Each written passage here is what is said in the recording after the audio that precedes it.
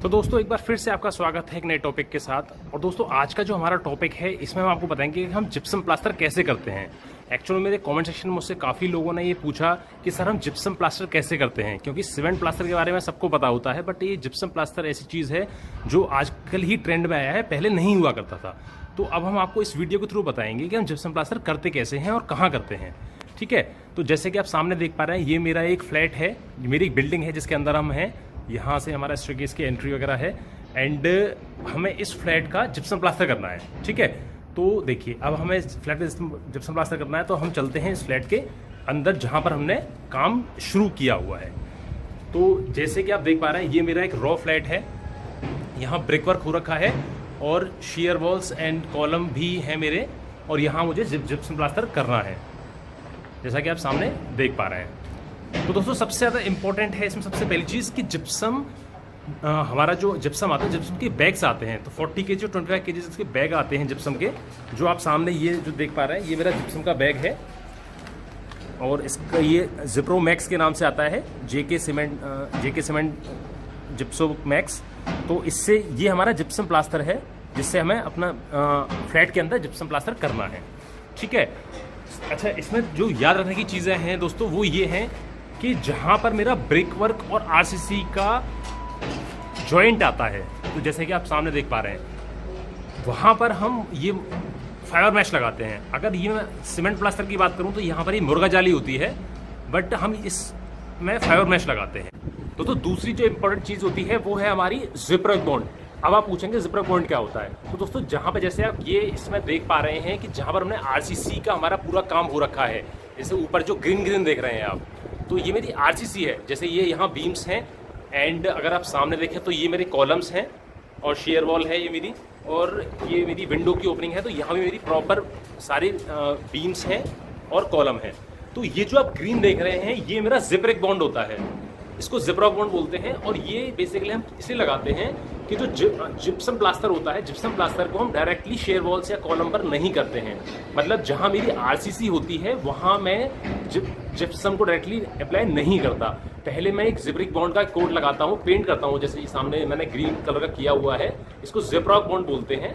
उसके बाद मैं इसमें अपना जिप्सम प्लास्टर इसके ऊपर एक कोटिंग करता हूँ।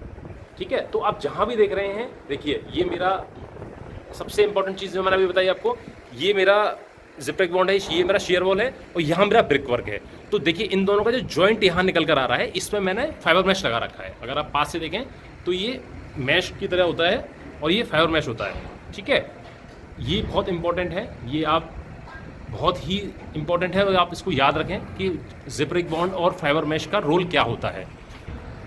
तो आई होप कि आपको जिपरेक बॉन्ड और इस फाइबर मैश का रोल समझ में आ गया होगा। अब हम आपको बताते हैं कि हम जिप्सम प्लास्टर कैसे कैसे करते हैं। तो दोस्तों जैसे आप देख पा रहे हैं ये इस फ्लैट में हमने जिप्सम प्लास्टर करना शुरू कर दिया है।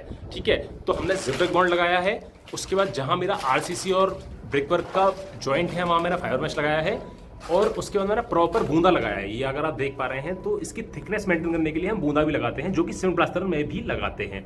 तो हमें इस तरीके से हमने बूंदा लगाया है और हमने यहाँ पर ये जो जिप्सम का मेरा काम है मैंने शुरू कर दिया है, वर्किंग प्रोग्रेस में है अगर आप देख पा रहे हैं तो। अच्छा इसकी सबसे इंपॉर्टेंट चीज़ ये है कि जो हमें थिकनेस मेंटेन करनी है वो हमारी ब्रिक वर्क पर 12 से 15 mm होती है, कहीं की 18 mm भी हो जाती है। लेकिन जो आरसीसी वाला पोर्शन है इसमें हम कोशिश करते हैं कि 6 से 8 mm उसको खत्म करने की कोशिश करें, जिससे कि हमारा जो मटेरियल होता है उसकी जो कंजप्शन थोड़ी कम होती है और हमारा थोड़ी कॉस्ट सेविंग के पॉइंट से आ जाता है।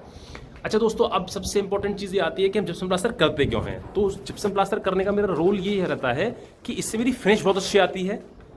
जैसे आप सामने वॉल्स को देख पा रहे हैं, इसके बाद हमने सिर्फ इसमें प्राइमर करके पेंट करना होता है, इसमें पुट्टी का रोल नहीं होता है। किसी किसी प्रोजेक्ट में हम पुट्टी करते हैं, लेकिन इट्स नॉट मैंडेटरी कि आपने पुट्टी करनी ही करनी है।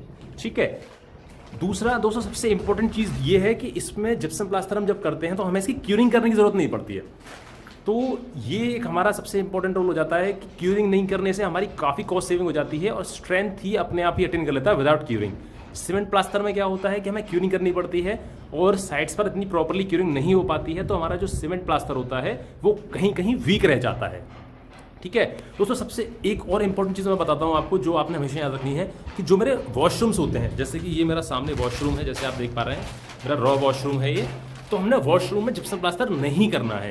तो मेरा जो कंसेप्ट है वो ये है कि जहाँ भी मेरा पानी के कांटेक्ट में आएगा जिप्सम प्लास्टर, वहाँ नहीं करना है हमें। जैसे वॉशरूम्स में क्या होता है कि हमारा पानी का फ्लो रहता है, शार लगे होते हैं, पानी फैलता है, तो उस एरिया में हम जिप्सम प्लास्टर नहीं करते हैं जहां हमारा पानी का कांटेक्ट बहुत ज़्यादा होता है। जैसे वॉशरूम्स हो गया, एक्सटर्नल प्लास्टर हो गया, हम एक्सटर्नल प्लास्टर में कभी जिप्सम प्लास्टर नहीं करेंगे। हम सिर्फ अपनी इंटरनल 4 वॉल्स पर करेंगे, इंटरनल वॉल्स पर करेंगे फ्लैट्स की, because of proper finishing and बहुत ही रिच लुक देता है हमारे घर को ये, और उसकी मेंटेनेंस भी काफ़ी कम होती है।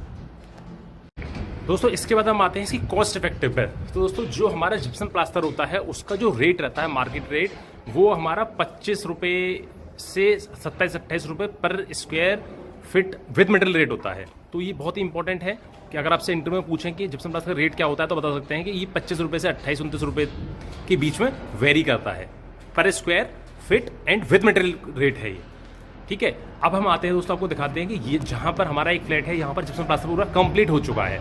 तो जैसे कि आप देख रहे हैं, देखिए हमने जिप्सम प्लास्टर किया है और जिप्सम प्लास्टर करने से ही हमारे जो फ्लैट में एक कंप्लीशन की फील आ चुकी है काइंड ऑफ, और हमने इसमें सिर्फ जिप्सम प्लास्टर ही किया है। इसके अलावा अभी तक कोई भी सर्विसेज या फिर कोई भी फिनिशिंग का आइटम स्टार्ट भी नहीं किया है, ठीक है। अगर मैं बात करूँ, ये ऊपर आप देखें तो हमने ये पोर्शन छोड़ा हुआ है। ये हमने इसलिए छोड़ा हुआ है क्योंकि यहाँ पर हमारा जिप्सम बॉक्सिंग आएगी, जो फायर फाइटिंग के पाइप्स लगेंगे यहाँ पर, उसको कवर करने के लिए जिप्सम बॉक्सिंग आएगी।